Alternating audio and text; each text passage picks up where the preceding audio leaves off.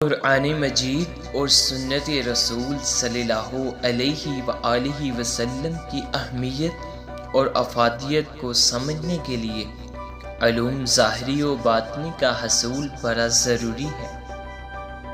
इल्म शरीयत में किताब अल्लाह, सुन्नत रसूलुल्लाह सल्लल्लाहु अलैहि वसल्लम और अजमाए उम्मत शामिल है। हसद, ग़ीबत और कीना परवरी बुरी खसलतें हैं, उनसे बाज रहो। बेहतरीन एहसान वो है जो हमसाये के साथ किया जाए। अगर इंसान का दिल नेक हो तो जिस्म भी पाक है, बसूरत दीगर तमाम अमाल कूड़े का ढेर है। फ़कीरी वही है जो ज़ाहिरी तौर पर तही दस्त और बातिनी तौर पर दौलत अरफान से माला माल हो।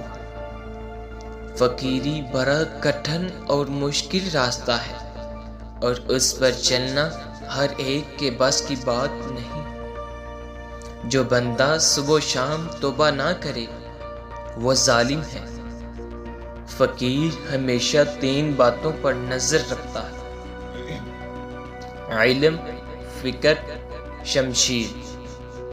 फ़कीर की ज़ुबान और दिल यकजां होते हैं, इसलिए उनके कौल और फ़ेल में ज़रा बराबर फ़र्क नहीं होता। अल्लाह ताला के अहकाम और शरीयत मुहम्मदी सल्लल्लाहु अलैहि वसल्लम की तबलीग में बख़ल से काम ना लो। जो शख्स अल्लाह ताला से दुआ नहीं मांगता, अल्लाह उस पर गज़बनाक होता। दुआ का मोमिन का हथियार है, इसलिए दुआ कबूलियत का यकीन रख कर मांगनी चाहिए। अगर इंसान अपनी मुज़म्मम हरकत पर मबी कायम रहे और दुआ भी करता रहे तो फिर दुआ कबूल नहीं होती। जब तक रिज़्क़ हलाल नहीं कमाओगे, अपनी औलाद पाक और हलाल रोज़ी नहीं खिलाओगे, तुम्हारी दुआ कबूल नहीं होगी।